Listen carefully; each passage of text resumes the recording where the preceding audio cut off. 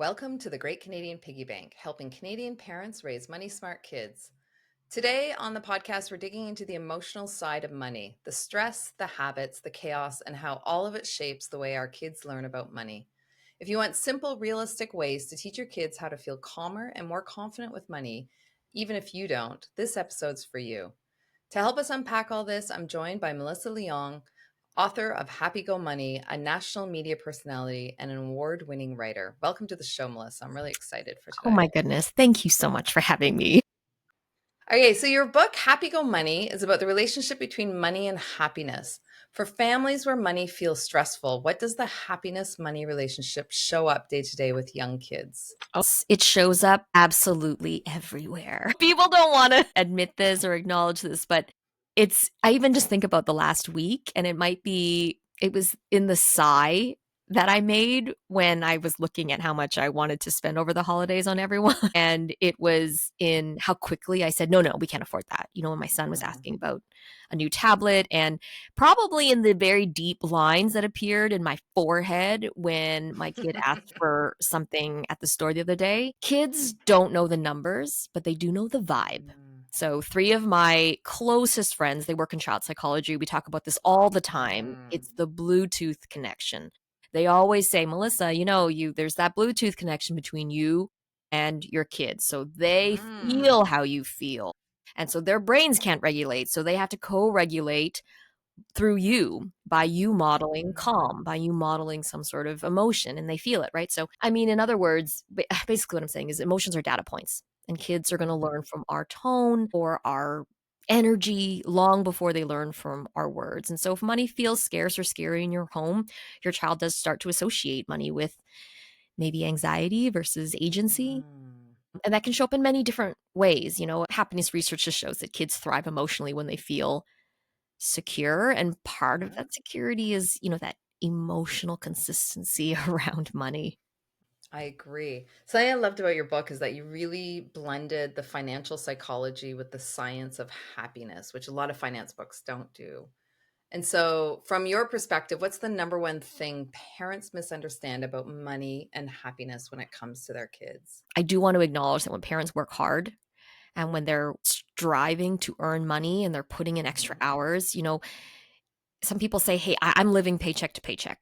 I am trying to Yeah. buy happiness for my family, but in a very different way. And I would not take that away from you. You're buying something really powerful for your family, and that's stability. Hmm. Stability is linked to well being. And so I get it. It's hard to feel connected and present for your kids if you're in survival mode. But that being said, I would remind anyone who's feeling like that you can give to your kid, no matter what the size of your bank account is the kind of stability of being in a household team. It's the stability of communication, right? So I think we try to protect our kids from the stress. I know lots of my friends say, no, Hmm. no, no, we don't talk about that in front of our kids. We don't Hmm. talk about what we can or cannot afford. But the quality of conversations around money, they matter. And when kids understand the Hmm. why behind your decisions, why you wait, why you save, why you say no to something, they do feel more included and not necessarily deprived, right? We don't need a Hmm. perfect financial situation. You need somebody who says, hey, we're a team. Money is just a tool, and we're going to figure it Hmm. out, and we're going to figure it out together. To preface Hmm. your original question, which was, I think, the biggest misunderstanding, and to me, obviously, is that we all misunderstand that abundance equals happiness. We think Hmm. that if we give the kids more toys, more experiences, more Hmm. yes, that they will be happier. Yep. I ran into our former neighbors the other day, and he's the loveliest man ever. And I was asking him, how are your girls? He's got 3 adult daughters now. And he said that he recently spoke to them, and they told him, Dad, all those years that you just worked and put in so many hours at the auto shop because you wanted to give us everything that you Hmm. think that we could ever want. We didn't want that. We wanted you. And so Oh. he was telling me that his biggest regret is just not spending enough time with his girls when Hmm. they were little. And it's too late now. And I think he was Hmm. telling me that because I have 2 boys who are young. I've got, 6 and 10. And that is something that is really important to us, Hmm. trying to give them what we believe is a rich life. And that Hmm. doesn't necessarily have to do with money and what we buy them. Hmm. That, as you were saying that, it just brought a memory to my mind. I've been in video games for a long time. It's a very turbulent industry, and there was one time a couple years ago, I lost my job, and so we were looking at our budget because I didn't know when I was getting another job, and um, my daughter said, why don't you and I go on a road trip this summer to the Rockies? And I was like, instantly, I was like, God, no, I can't afford this. Da, da, da. And she was just so lovely about it. She's like, we're just going to camp. We're going to make it super Oh cheap. We're my just going to buy goodness. stuff from the groceries. And it was one of the best trips. And it was just her and I. I'm so glad. And at the end, I was like, what was your best memory? And she's like, when we got up at midnight and we went outside of our tent and we looked up the starry sky with all the mountains around us. And that was my favorite Oh, part. And I was, oh my God. It was maybe 10 minutes because I was like, it's really cold out here. Let's go back to bed. I love that. I do. And so you say in the book that the money behaviors start forming really early. What's one really simple money lesson parents can teach before age 5, even on a busy day? I remember when they were still little, I was trying to teach them choice. I was trying to teach them trade-offs. So the magical little lesson was called you choose. You choose. So they would Mm, want something and we would say, okay, well, you can have one treat today or we can save and maybe get a bigger treat next time, right? It was just mm, small interactions that just taught trade-offs. You can't have it all or all the mm. time, but Yep. you can choose when to have it, how to have it. And it's in the languaging because this is something that's from studies from adults. So when Mm-hmm. you give adults a choice and use either or language when it comes to Mm-hmm. spending, they're actually more likely to save money. And so the Mm, economic term of this is this theory is called opportunity cost, right? So you're teaching your kids mm. opportunity cost, but in very simple ways. So then for kids in the ranges of like 6 to 9, say, so they're starting to read, they're starting to understand. What's the one habit that you think kids can learn that actually moves the needle long term? So this is something I think you practice up even through to adulthood. I Mm-hmm. mean, get them used to delaying gratification in very small, Mm. playful, low stakes way because you're Yeah. building a money muscle. It's not going to happen overnight. The kid is not just going to say, "Okay, you know what, mom, you're right. I don't really need that." They're going to be upset about it. And so this age loves making decisions. So Yeah. anytime you can bake in a waiting moment, you Yeah. are helping to rewire that prefrontal cortex, the part of the brain that's tied to self-control, money, financial self-control. And it doesn't need to be a lecture, we could Yeah. just it's just as simple as, you know what, we'll check the flyer to see if this is on sale next Yeah. week. Or Amazing. my favorite, let's take a picture of it. And so my kids, Mm. they don't even ask anymore. They say, "Mom, can you take a picture of this?" And it ends Oh up my on gosh. I'm doing air quotes that you can't see on a podcast, Yeah. but it ends up on a wish list. But really, Oh it my ends up God. on my camera roll. And if you open up my photo app, you just see photos of random toys for years and years that my children have asked to take a photo of, Oh, forgot about. In the amazing. Retailers are priming your brain for the holidays. They are trying to get you to impulse buy in all kinds of ways. And so that is an awesome way to have the kids institute a little bit of delay for their brains. Just pause. Pause. So I do it in 3 steps. I Yeah. validate the desire. I say, I know you want that. It's hard to want things and to not get them right away. So that's number one, validate the desire. The second thing I always do is I explain where the money is going instead. This is where we were talking Mm. about before, choices and Mm-hmm. trade offs. And I say, hey, you know what? I know you want that, but the money that I have this month is going to XYZ. We're going to go visit Popo and Gongong in Mm. Winnipeg because it's really important to us to see family. And that's where we are putting our money this month. And then I also offer an alternative. So those are the Mm. 3 things: validate, explain where the money is going instead, and then thirdly, offer an alternative. I say, let's take a Mm. picture of this. Let's add this to our wish list. We can come back next week to see if it's on sale. Or, you know what, let's add it to our birthday list. Or, Mm. Popo is going to give you Chinese New Year money and maybe you can use it for that. Mm. That's amazing. Okay, so I imagine there's some parents listening to this going, oh my God, I haven't taught any of these lessons to my That's child, and I'm okay. super stressed out about it. So, what do they need to know by the ages 10 to 12 to feel confident about money moving forward? It's okay. It's totally okay. I know adults who feel like they Yeah. haven't learned anything Yeah. Oh, about money. 100%. And you're just starting. It's like it's a practice, it's a habit, it's a skill, and you can learn that or strengthen it at any time. And so this is Mm. something you want to jump into with your preteens. That's amazing. It's Yeah. fantastic. You're just giving them opportunities to practice, right? This is a great time to actually put tangible dollars into their hands so that they can Hmm. practice budgeting. And what the challenge for us is to let them make decisions and mistakes. They're Hmm. going to buy things that you don't think are good ideas. Absolutely.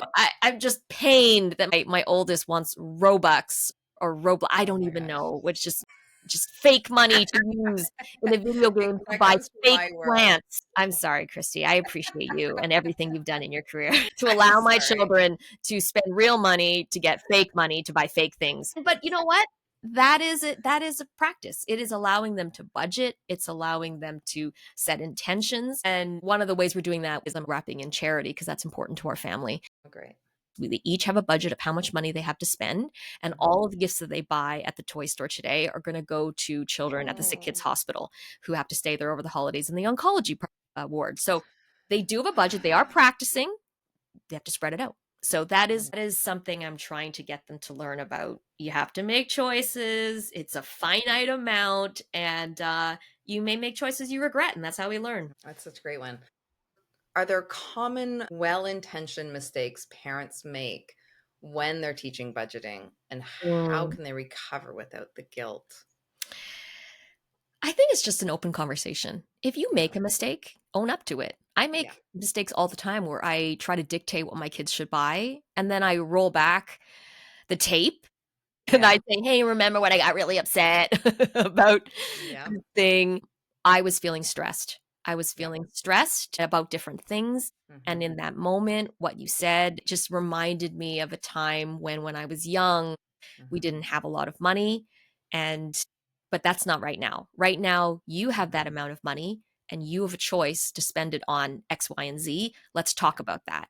We also talk about smart consumerism. That is something that Mm. 10 and 12-year-olds absolutely can understand. My 10-year-old is incredible. We've talked about it so much. We will walk into the so-called impulse zone as you walk to the checkout line, and he will say, "Mom, Mm. look Oh my away. gosh. Do not get distracted by all of these things." He will look at the packaging for a toy and he'll say, "Ugh, advertising." He's just That is great. he's great. He notices that influencers sell certain things and the way Oh they my talk gosh. about it. Obviously, there are giant marketing machines out there selling not Oh only my to you, but gosh. to your kids. And so I Oh do my talk to my kids about the ads on my phone, about influencers, about Mhm. AI generated content. We talk about legitimate websites. We talk about scams. I told him the other day that his best Mm. friend's mom sent me a phishing scam by accident. So, we say even adults Oh my make gosh. mistakes with money. And Yeah. we're all trying to do this together. We're all trying to learn and we're trying Oh to my set god. goals together. And so we have family Yeah. goals around money. We're trying to save for a big, big trip to Japan. He knows if he wants to buy Pokemon stuff in Japan, he needs to use his Mhm. own money. He is already starting to save now. And it's just, the discussion between needs versus wants. It's easier for the bigger kids to understand that. Okay, so these are choices that the kids have to make. Is there a happiness skill that parents can teach alongside money so Oh, the kids can feel good about their choices rather than anxious or guilty? Did they buy the right one? Will they really enjoy this, et cetera, et cetera? yeah. Uh, okay, I would do two things. Happiness skills that pair well with money lessons. Being able to label your emotions, I think, Mm. is important at any age. And so, Mhm. because money activates, well, core childhood emotions, as well as all Mhm. sorts of things, insecurities, fear, Mhm. shame, desire, comparison, which is a huge Mhm. one, that is very, very natural for you to Yep. decide what you like based on what your friends have. And so just teaching the kids to name their feelings, it just helps Mhm. them manage big feelings, which are really, I mean, that's common when it comes to money, Mhm. right? I'm jealous. I'm really Mhm. excited about this thing. I'm really Mhm. frustrated that this isn't working. I need a new one. That you said about linking happiness that you think will Mhm. help just lifelong. Yeah. Talking about how the choice is a Mhm. reflection of who you want to be. Mhm. This is a little bit more complicated, Mm. um, maybe starting by 10. This is how you teach value-based spending, Mm. right? Where you talk about, well, what are the things that are important to you? Mhm. And how are we spending our money to match that, right? Mhm. And so my kid already does that. My eldest who's 10, right? So he's starting to learn to align his money with his identity. He believes that he is a generous person. And it's It's interesting how he is incredible. um already s- creating an identity around money Yeah. with friendship, with Amazing. generosity. That's incredible. I've been hearing the term money personality, which I really like. And that's It sounds like that's what you're describing. That's becoming his money personality. I mean, he's creating that money personality Yeah. for himself because Yeah. I do think some of our money personalities are baked in, but my eldest one is learning that he wants to be more giving. That is something that Mm. perhaps he's seen that we try to inspire, and Yeah. he's adopted that, which is That's beautiful. incredible. That's amazing. So there's hectic weeks coming up with the holidays. What's one simple way a parent can help their child connect money to joy, not just their wish list and more stuff? So we did this. We have every year I host a holiday party that I call Fa La Mm. La Leong. Uh, What I think I've achieved is to create something that is memorable for mm. them, that is a That's family beautiful. tradition.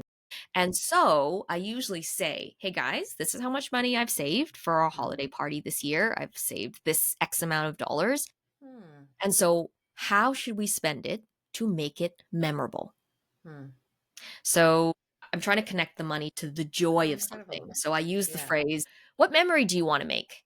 Oh, I love We've got that. this amount of money." And Yeah. that shifts it away from buying a particular thing Mm-hmm. to an experience. And lots of research shows that if you want to be happier, you purchase experiences. Mm-hmm.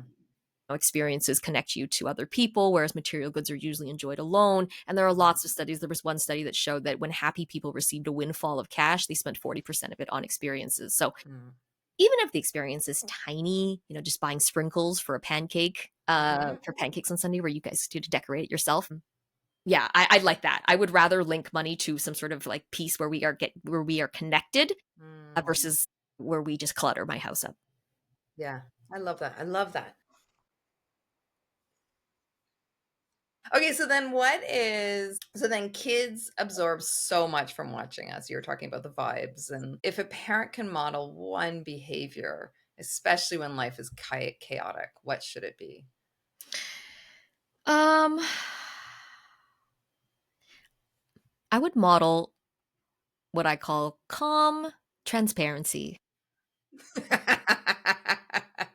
That In my is head, I was not like, that's not calm. always possible. Maybe just the transparency part Yeah, because it's like an oxymoron. yeah, you're not trying to model perfection, you're not trying to model Yeah, spreadsheets, you're just being honest. You can say, I'm making a plan right now. I don't yeah, know what I'm doing. I'm trying to choose, and it's hard to choose.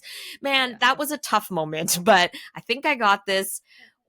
Because kids internalize how you act and yeah, not what you earn and not what you tell them. It's they're watching you and they sort of yeah, absorb those lessons from that. And we, uh, I am guilty of helping my kids to budget with a little too mm, much restriction. So mm, I have, because I am just by nature, I it hurts me a little bit more to spend than my husband, for example. mm-hmm, He finds so much more joy in spending than I do. And so that's, sometimes when we're budgeting, if I say no, no, no, no, no too much, then mm, the lesson becomes shame. And I don't want yeah, that. I don't want yeah, this lesson to be about restriction. I want it to be about empowering. And so, I want them to think we are telling our money what to do. This is how yeah, I tell my money what to do. I'm the boss. I'm not a victim. And if I yeah, say to them, oh, no, you shouldn't, that's not a good use, then yeah, they're not realizing that they have the power to use their money as a tool for themselves. yeah. I love that. So then you may have already just answered this, but I'm going to Mm. say it slightly differently in case you have a slightly different answer. So, Mhm. so this time of year, money often feels tense because you're spending a lot of it. What's the first small shift towards a calmer money culture at home? How about one neutral money touch point at least a Mm, week? hmm, So like what? make a point of having some sort of money conversation that Mm-hmm. is neutral. So not, oh my gosh, we have so many things to buy and not enough Yeah. money, or where the kid will say, I want to ask for this, and I'll say, no, no, no, no, that's beyond our budget. Something more neutral to lower the Mm, emotional temperature so we can build safety around talking about money. And it sort of replaces the chaos with a rhythm of, what we do talk about money, even in times where it's not heavy. So mm-hmm. it could be something fun. It could be something as simple as a hypothetical Mm, question. You guys are driving in the car and you turn, hey guys, What if we won $500? What do you think Mm, we should do with it? What would you like to do with it? What would you spend on? mm, Or to say, hey, hypothetically, we had, $500, but none of it could be spent on us. We'd have to spend it on mm, other people. Who would you give it to? What would you buy? Just mm. conversations that seem a little bit more neutral. That's amazing. So it's removing the taboo of talking about money and doing it in a fun, playful way. That's not stressful. I love that. Yeah, well, it's usually when you're talking about money in a household, Yeah. especially around the holidays, it's around Yeah. the gauntlet of Yeah. spendapalooza that you have to Yep. run to make the holiday magic in the Yep. household. And Yeah. you get the FOMO because other people are spending. There was Black Friday that Mm, created all of this hype, and it's a frenzy. It can be a mm, frenzy. We don't want all of our money conversations to be mm. reactionary. We want them to be something that is just a part of daily life. I love that. I feel calmer even just talking about it. I feel zen. All right. Thank you, Melissa, for joining us today. This has been an amazing conversation, and I know parents are going to love listening I'm to it. so, so glad. Thank you. You're welcome. Thanks. I think my big takeaway from this conversation is the emotional environment we create.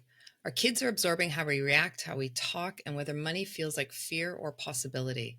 I really liked it when she said, "We are the boss of our money." When we explain the why, when we include our kids in decisions, when we say we're a team, that builds security more than any fancy toy or experience. You don't need perfect financial circumstance to raise money smart kids. You just need moments where you can connect, explain, and model confidence.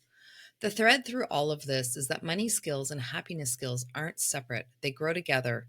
Labeling emotions, talking about values, making choices based on who we want to be, and creating experiences, those are lifelong tools. After this great conversation, I'm inspired to include an experience gift that we all give to each other versus a thing gift this Christmas. I'm pretty sure my family is loving all this inspiration I get from my conversations with this show. Hopefully, this conversation inspires you to make one change this holiday season as well. If you found this episode helpful, please share it with another parent, follow the show, or leave a quick review. It really helps more families find these amazing conversations. Also, I'd love to hear your topic ideas, so send me a note telling me your thoughts. I'm Christi Ray, and this is the Great Canadian Piggy Bank, helping Canadian parents raise money smart kids.